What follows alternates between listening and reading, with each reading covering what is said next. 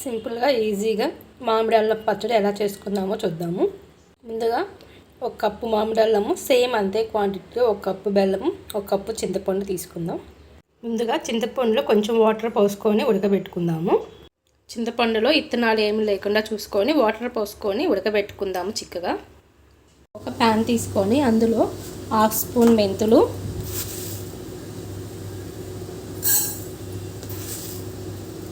2 spoons ఆవాలు తీసుకొని fry చేసుకుందాము.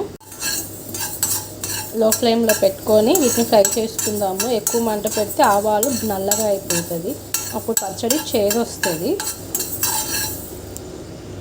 ఇవి ఫ్రై అయినాయి, ఇవి తీసి పక్కన పెట్టుకుందాం. మరలా అదే ప్యాన్ తీసుకొని అందులో ఒక 2 టేబుల్ స్పూన్ ఆయిల్ వేసుకుందాం.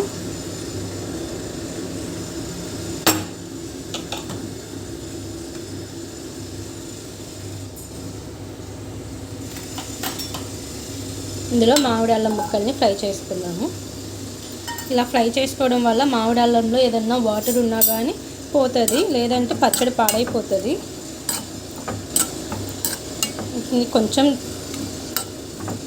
కలర్ వచ్చే వరకు ఫ్రై చేసుకుందాము.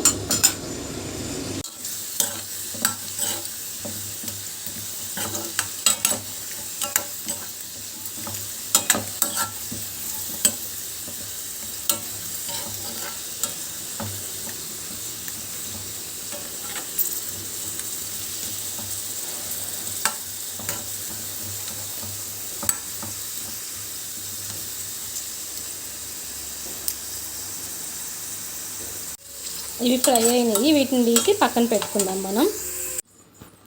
ఇంకో ప్యాన్ తీసుకొని అందులో 2 టేబుల్ స్పూన్స్ ఆయిల్ వేసుకొని పోపు పెట్టుకుందాం. ఇప్పుడే 1 స్పూన్ ఆవాలు, 1/2 స్పూన్ జీలకర్ర,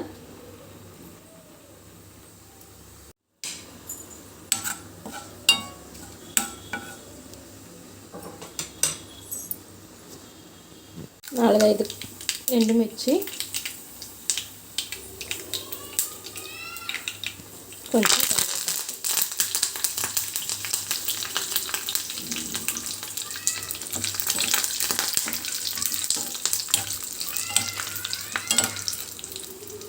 స్టవ్ ఆఫ్ చేసేసుకుందాము. మనం పచ్చడి మిక్సీ పెట్టుకునే లోపుకి పూర్తిగా చల్లారిపోయి ఉండాలి, చల్లారిపోతుంది. చింతపండు పులుసు రెడీ అయింది. ఇప్పుడు స్టవ్ ఆఫ్ చేసుకుంటే చాలండి, గట్టిపడిపోతుంది, లేదంటే చిక్కగా అయిపోయింది. స్టవ్ ఆఫ్ చేసుకుందాం.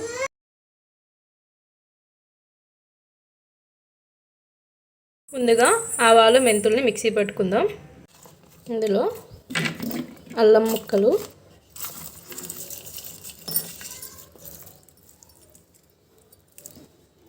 నాలుగైదు వెల్లుల్లి రెమ్మలు, వీటిని మిక్సీ పట్టుకుందాం. ఇలా మిక్సీ పట్టుకున్న దాంట్లో చింతపండు గుజ్జు వేసుకుందాం.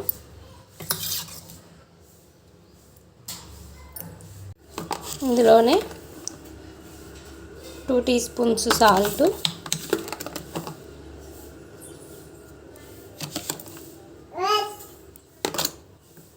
బెల్లం,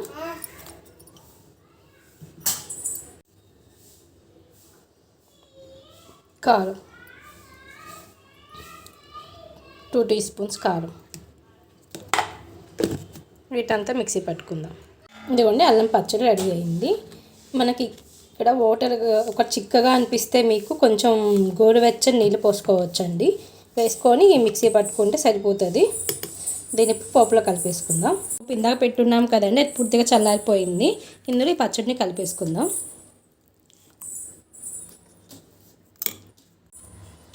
ఇదిగోండి అల్లం పచ్చడి రెడీ అయిపోయింది. ఇడ్లీలోకి, దోశల్లోకి చాలా బాగుంటుందండి. మీరు కూడా ట్రై చేయండి.